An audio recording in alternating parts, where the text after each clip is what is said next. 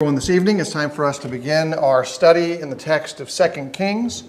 All things being equal, we're hoping to close out the 23rd chapter, but it is quite a bit of historical information and text there, and so that's the goal. The response, though, more specifically might be, we'll see how we do. I think we're keeping a very good pace, though, as we go through 1st and 2nd Kings.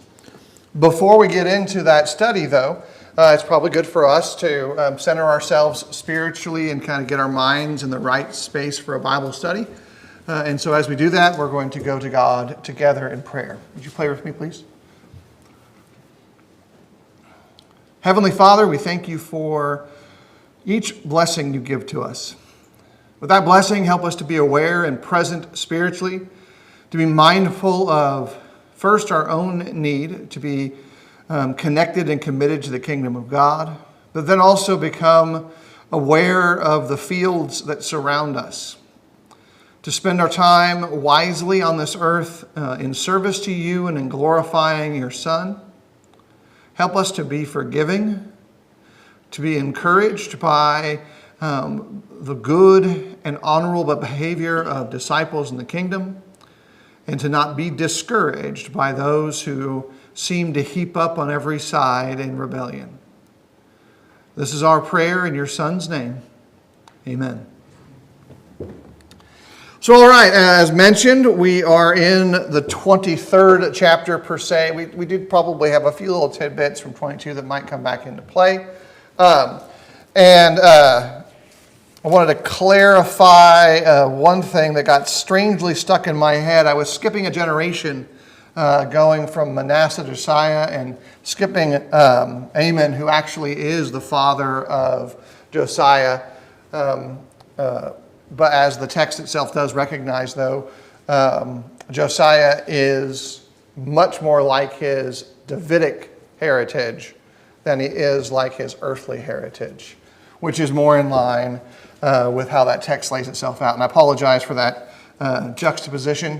As I was talking to a couple of folks after Bible class recently, and the lists of the kings is always hard to sort out. But in order to make that easy, once we complete 2 Kings, we're going to pause and we're going to have a couple of weeks of not so much geography type study, but it is in the history and geography side of biblical studies, where we're going to lay out the timelines of all these major events again. We're going to lay out the genealogical charts of who's related to who, especially noting the distinction from unified Israel, divided kingdom, and how these kings, which often have very similar or same names, fit into those structures in order to pay attention to actually some great biblical truths, because there are some thematic ideas that come up through those genealogies. They repeat themselves in the Gospels as part of the lineage of David. And there's a grander theological, a God knowledge thing that's important to pay attention to as well. And so that'll be part at the end of the study in the review phase.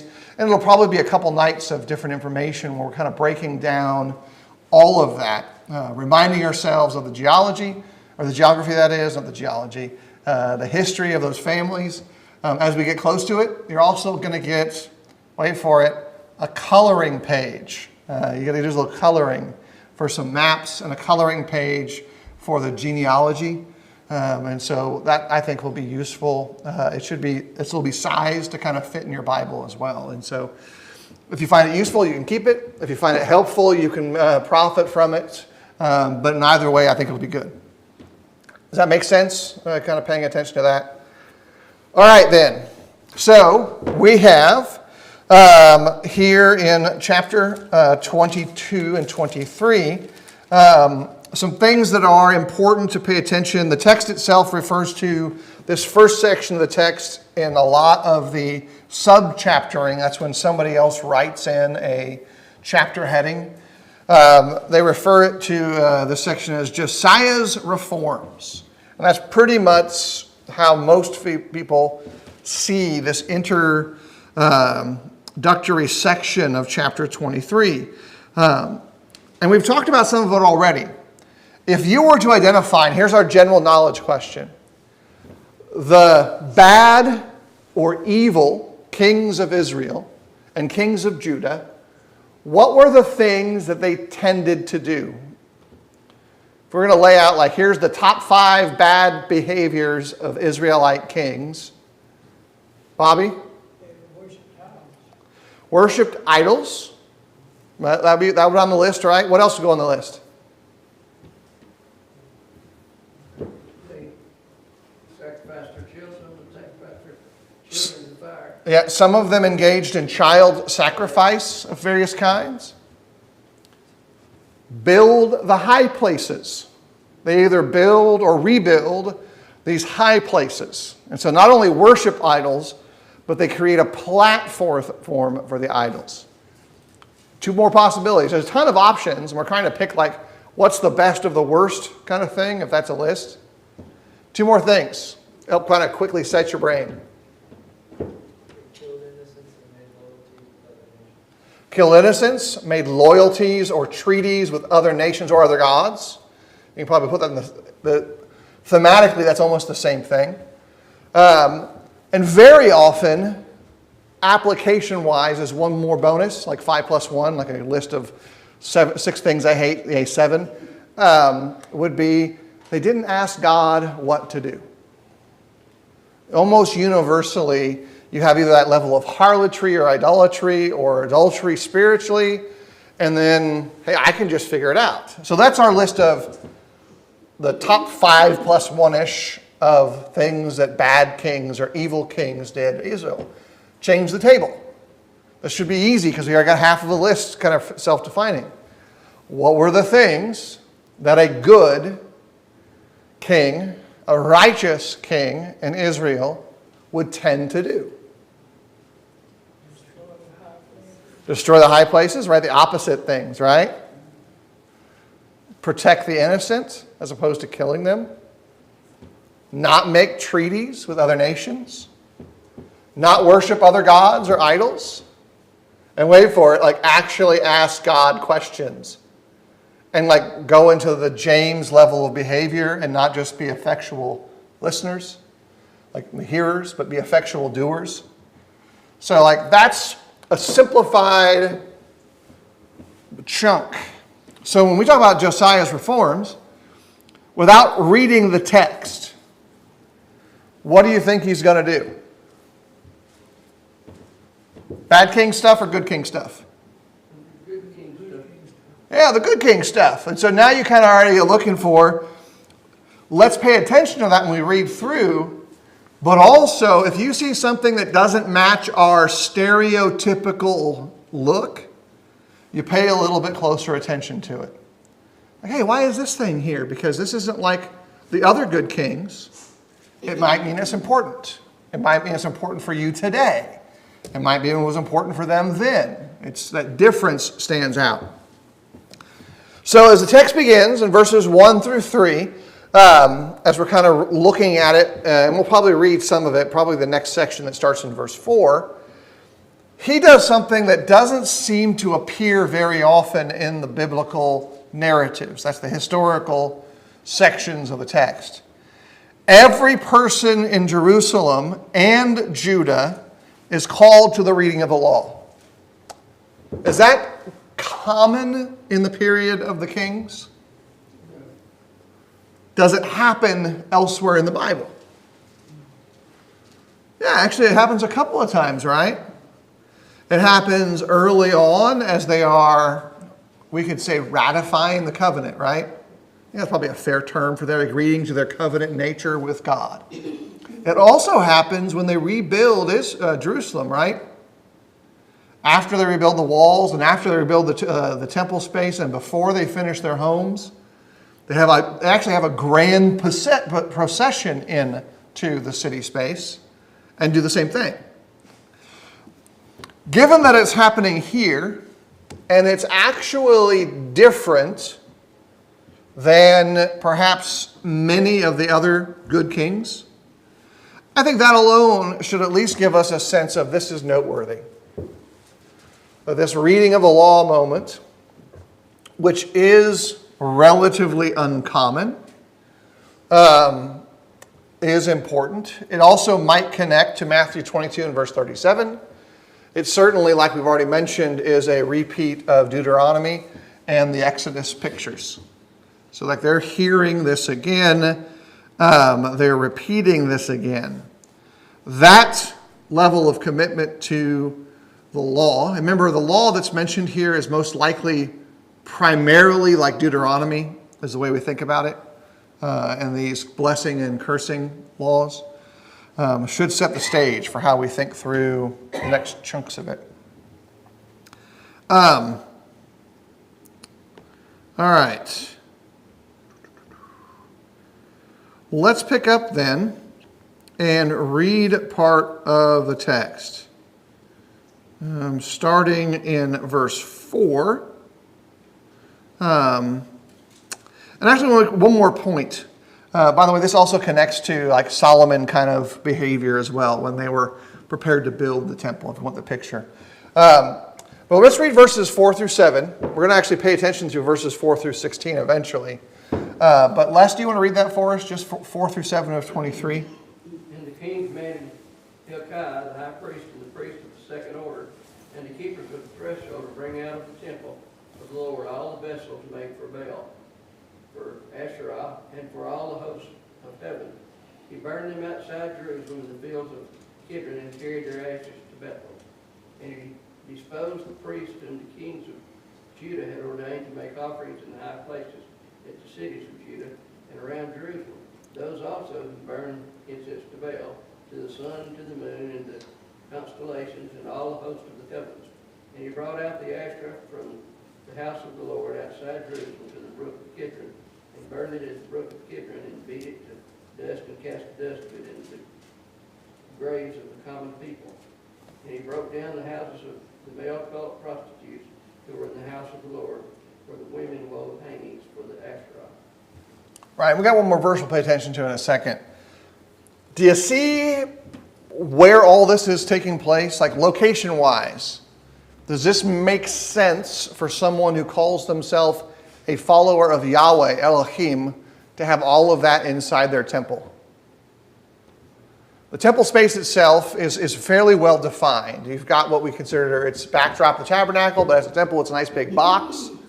There's some storage rooms in there that at one point, you remember historically, had been turned into a housing place later down the road. Like that, those are things that have happened historically.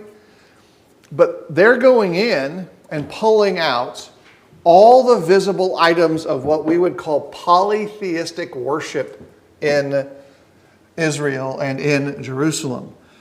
Vessels of Baal, Asherah symbols.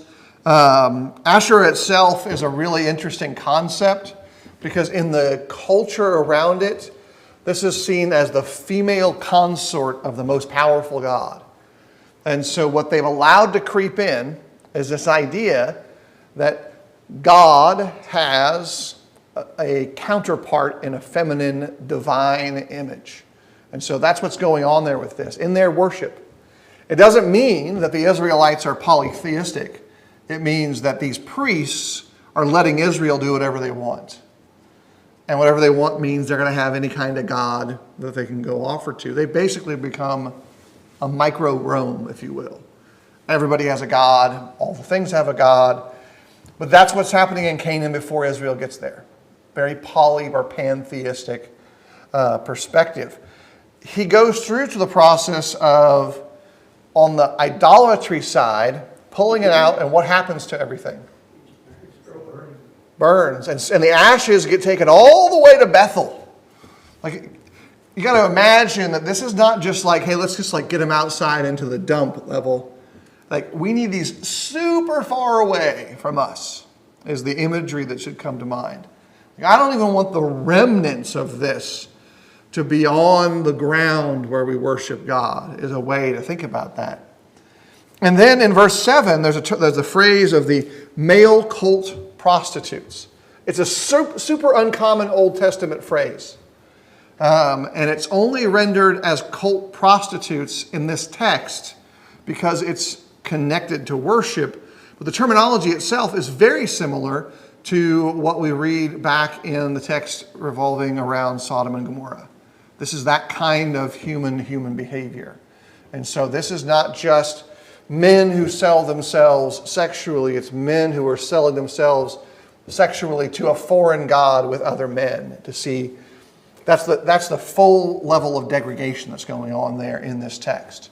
And then there's one more in verse 8, which we didn't read already. And he brought all the priests out of the cities of Judah and defiled the high places where the priests had made offerings from Geba to Beersheba. And he broke down the high places of the gates that were at the entrance to the gate of Joshua, the governor of the city, which were on the left gate, or one's left at the gate of the city. This also likely connects to more of the worship of the Asherah in the high places. And so this again is connecting itself succinctly mostly to the consort of the powerful gods in Canaan. Any questions or thoughts on that first 7 plus 1 verse area? 7, 8 verses that we've read so far. Things that were important or notable for you. He's definitely heading in the right direction, starting out the right way. Right, like he's cleaning house, and it's not in the same level of overt bloody violence per se. He's expelling, tossing, cleansing. It doesn't mean there won't be bloody penalty, perhaps, but he is not coming in this role as some of the other hard men who were good kings who had come in and solved other problems. It's a little bit different there. And so he's certainly making good headway. But remember, what's the backdrop? What did we already know from Hezekiah's reign? How much longer does Judah actually have? Don't have to be accurate with the math. It's okay to kind of guess. Is it a long time? Are they going to be okay? 15 years from his time, wasn't it? Right, it's not long. Now, Josiah is acting like the length of time doesn't matter. His behavior is not connected to how long he might be king. Because prior kings who are behaving poorly, just laying in the surviving as king. His behavior seems independent of that. Verse 8 and verse 9 start a second path. Because verses 4 through 7 really talk about the cleansing of the temple. But what happens in the next couple of verses is that Judah itself is being spiritually restructured. And I want to talk about that for a second because it's important to pay attention to when we're reading the history of Israel. We describe Israel and Christianity in these terms as being monotheism, right?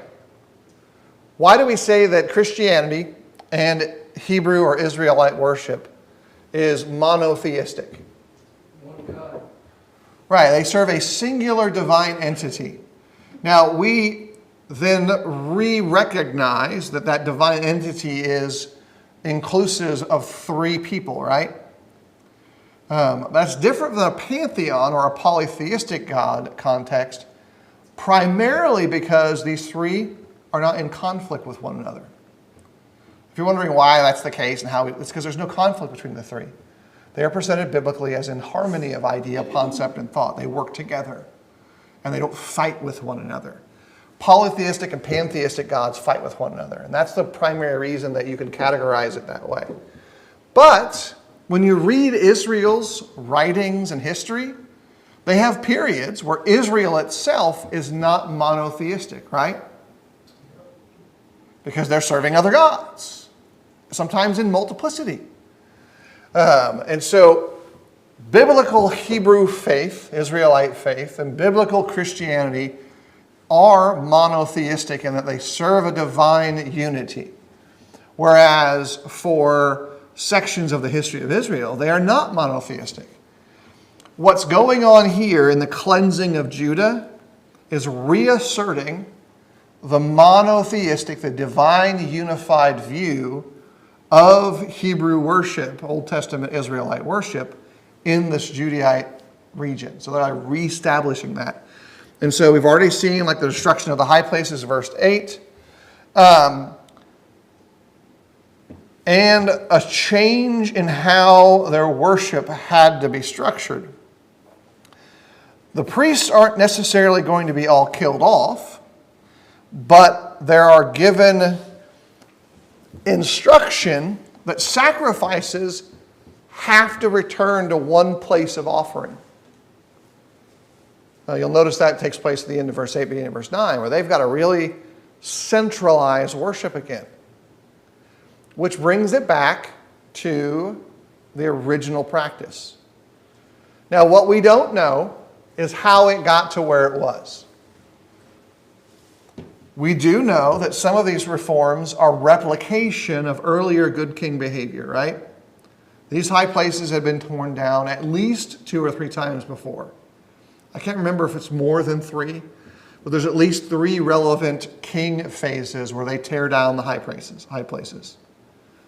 And so that's being taken place in this case again, but that means that sacrifices are going to be back at the temple, which is where they would have been intentionally all the time.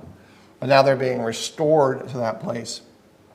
And this emphasis of God and only God is really what the big emphasis is for the next 10 verses. Verses 10 through 20 are a sequential removal of all the other Canaanite or non-Elohim practice removals. And so you've got like verse 10, Molech, verse 11, Semish, verse 12, all the altars that Manasseh had built. Verse 13, for the Ashtoreth and the Shemosh. And verses 15 through 20 ties together a last bit of biblical connection that I want us to read together. Gary, could you read verses 15 through 20 for us? Furthermore, the altar that was at Bethel in the high place, which Jeroboam son of Nebat, who made Israel sin, had made, even that altar and the high place he broke down. Then he demolished its stones, ground them to dust, and burned the Asherah.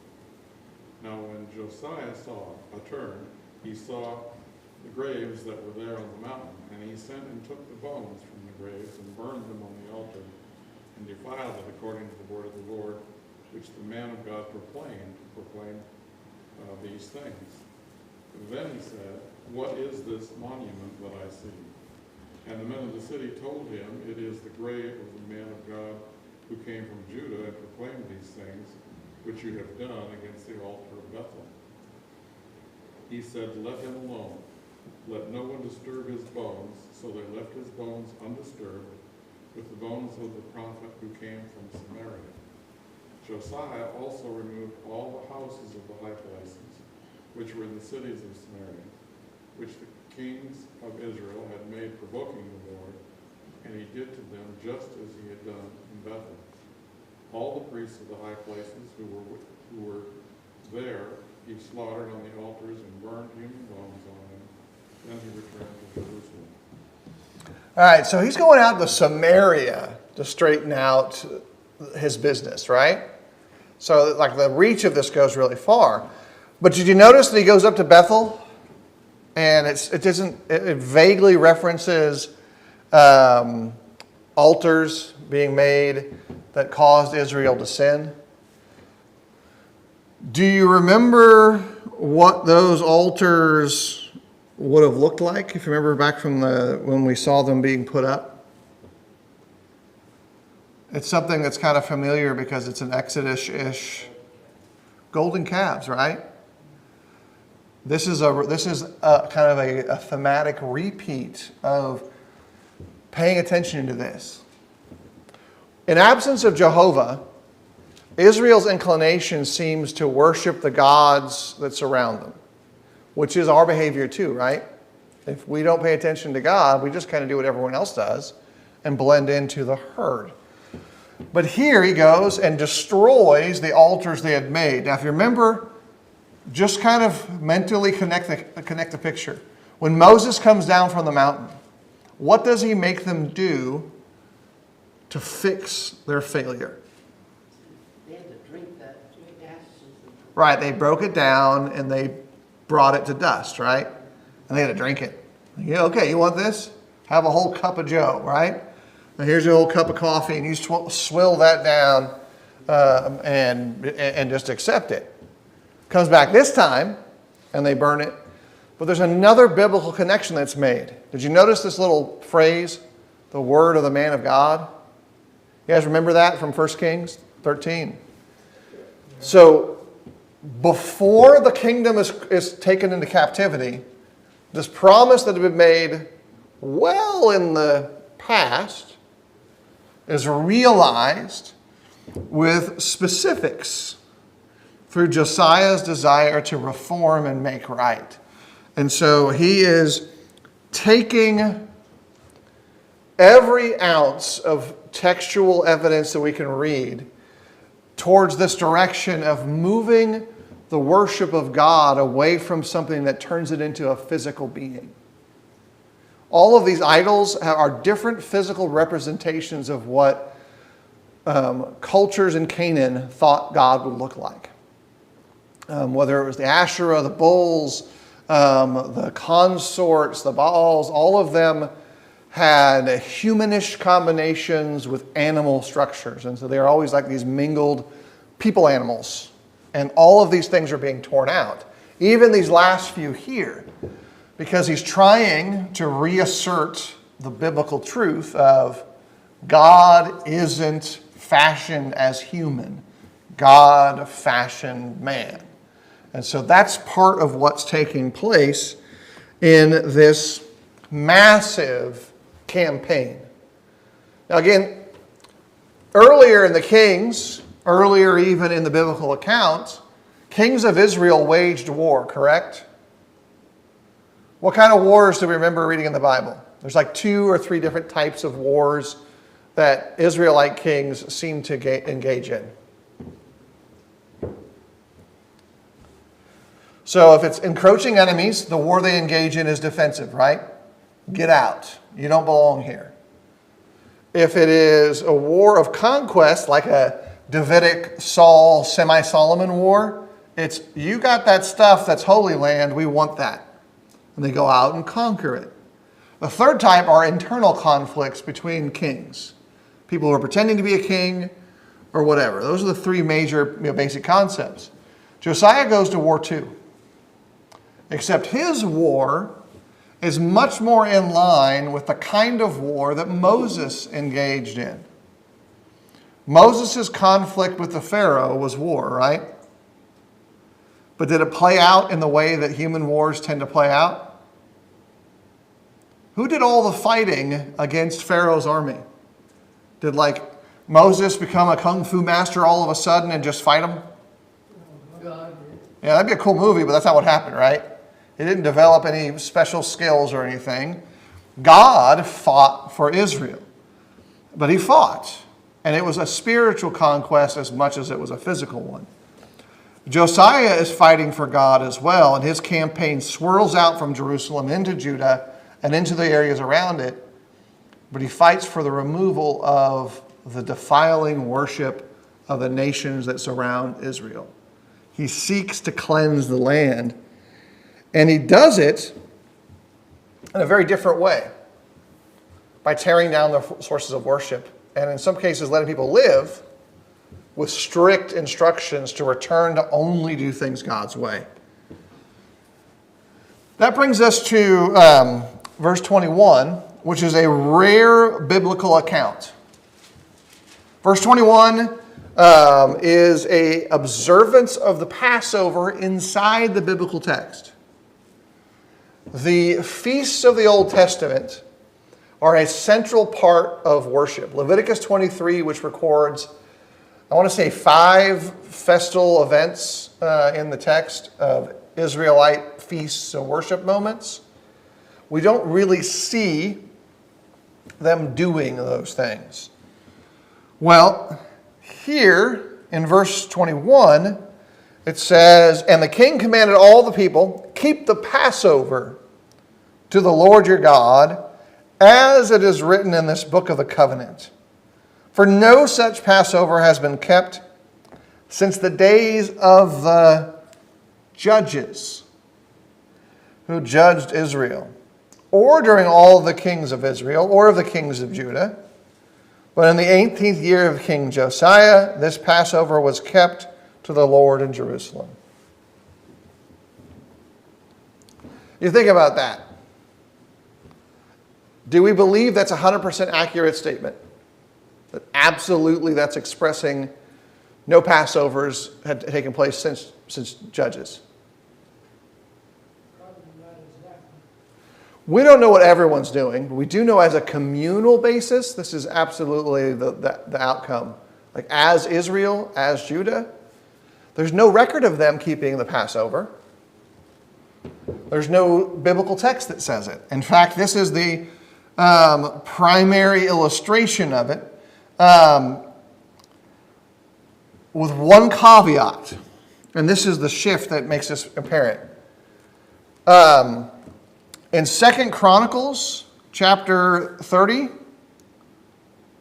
it has a phrase that's interesting in which it says concerning Hezekiah, the Passover had not been observed like this since the prophet Samuel. And so Bobby's comment about it's possibly existing in some smaller form balances this, in that this is the first communal Passover remembrance that you're going to think about and recognize. And this is kind of stuff that we do all the time with telling stories and reminding ourselves of various events. And I'll suggest to you that this is a little bit of hyperbole as well in the way that this phrase should be thought of. Like there's nothing, that we haven't done this forever. That means we haven't done it well in a very long time. And what they're doing here is the grand experience of the Passover like no other king had tried to do. To get everyone to do it at the same time again and really invest in it. But what do you think about that? Before we get to verses 24 and 25, it's obviously indicating that the Passover has gone into forgotten status. Do you guys think the Passover is a big deal in the way you think about Israelite worship? Like we think it's that way. If you go talk to practicing Jews today, that's a big part of their worship too. Like it's still a thing for practicing Jews to mind the Passover and remember that historical connection to God's purpose and plan for them. But a large chunk of Israel's history has them not really emphasizing the Passover as part of their religious practice. So Phil, is that kind of going along with they were doing their own thing? So that Part of it is them just kind of doing whatever, but it also helps you understand why it seems like nobody actually acts like an Israelite. They don't act like you would anticipate someone who has a real connection to God, because their worship was empty. There was missing parts of it. Imagine, if you will, going to church and there's no preaching. Some people are like, yes, finally. Or there's no prayer. Go to church and there's no prayer. Is that church? It'd be tough to think about that way, right? Any of the elements in which we engage in communal worship, when you start pulling them off a part of those things, it changes. And that fundamentally changes the worshiper too. Joe? I was just wondering, as Israel progressed from the wilderness land to where we are here now in 2 Kings, did they have the same disregard for the law as they did the observance of the Passover? It seems to be fairly even. If very, very accommodating. Oh, we don't have to worry about that. Like, that's their behavior. They express it in different ways, but on their practical level, the law didn't matter that much to them either, because they weren't even going to talk to God about things. So if you're not going to talk to God about things, you don't really care about his standard. So in other words, there wasn't much difference between them and the heathen that they were often dealing with in their overall behavior. Absolutely the same in their behavior many times. Sacrificing children, engaged in the same kind of worship. The only thing that they might have had that the others didn't is a sense of self-righteousness. Right. And that's a maybe, because I can't judge the other side without more information. So that text ends out with a lot of this reminder. Verse 24 and 25 is the push out of the mediums and the necromancers, those who try to speak to the dead, and they were all pushed out. And then, verse 25 shifts this just a little bit, and it says this: before him there was no king like him, who turned to the Lord with all his heart, and with all his soul, and all his might, according to the law of Moses. Nor did any like him arise after him. Anyone want to have that guy be your, like, the person who writes your introductory status? Like, I'd like to introduce to you our new king, and let me just tell you what he's about. And they read that passage. That's a very glowing statement, right? There's nobody else like him. Now, there's two ways to recognize that. Either in the hyperliteral, that there really was no one else like him. Or, does that sound like anybody else? Does that phrasing echo any other biblical texts? It's very Davidic, right? It even kind of echoes what God says about David. Because here's the shift or the rhetorical sleight of hand that takes place. In our text about David, it's God saying explicitly these same kind of things about David. In our text about Josiah, it's whoever is the writer of this text saying this about this king. Now, it doesn't mean that those statements can't be reconciled together, and you can't have both of those be true. They actually are both true, but they're echoes of one another. What it's saying is essence to a degree. This is a king like David. This king here is a Davidic king, because that's how he was introduced, right? He was introduced as a descendant of David rather than a descendant of some earthly king. Then it goes on in verse 26. Still, the Lord did not turn from the burning of his great wrath, by which his anger was kindled against Judah, because of all these provocations with which Manasseh had provoked him. So even with a king like David, a great king, it's not enough. If you wanted to have like a thimble-full theology of the kings, it's that statement. No matter how great your king is, Israel, it's not enough to turn God's heart when your rebellion is so great. We tend to think like the Israelites in life.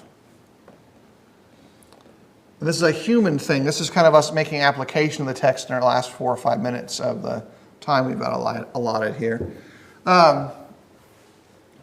In Genesis, chapters 2 and chapter 3, what do Adam and Eve do in response to their rebellion? What's their answer to God in the statement of, hey, why are you hanging out behind these shrubberies, these trees? What's their justification for their behavior? Hey, that serpent, he came up to me. The woman thou gavest me. The opposite of that is, if you had just given us better protectors, we wouldn't have had this problem. If you hadn't given me that woman, you're the problem, God. You gave me that woman. This is your fault. We do the same thing. Israel does the same thing. You know, if we just had a king like David, if we had another king like Solomon, everything would be okay.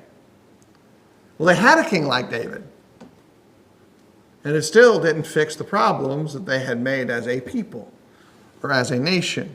And you and I still do the same thing. Well, if I can just find somebody who's a better leader than our current leader, or not bad like our current leader, then everything is going to be better.